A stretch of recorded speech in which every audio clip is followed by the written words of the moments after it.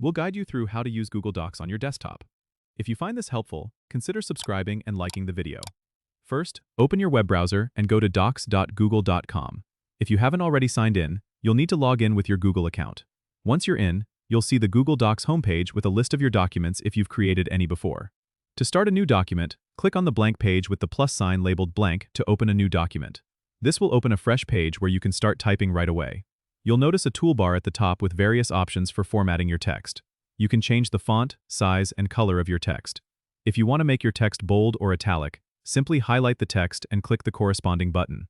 To insert images, tables, or links, go to the Insert menu at the top and choose what you need. Google Docs automatically saves your work, so there's no need to worry about losing your progress. If you want to share the document with others, click the blue Share button in the top right corner. You'll need to enter the email addresses of the people you want to share it with and set their permissions. You can allow them to view, comment, or edit your document. To organize your documents, you can create folders in Google Drive and move your docs there. Simply click on the folder icon next to the document title and choose where you want to save it. You can also rename your document by clicking on the title at the top.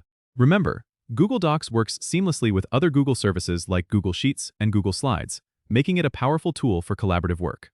Don't forget to subscribe and comment if this helped you out.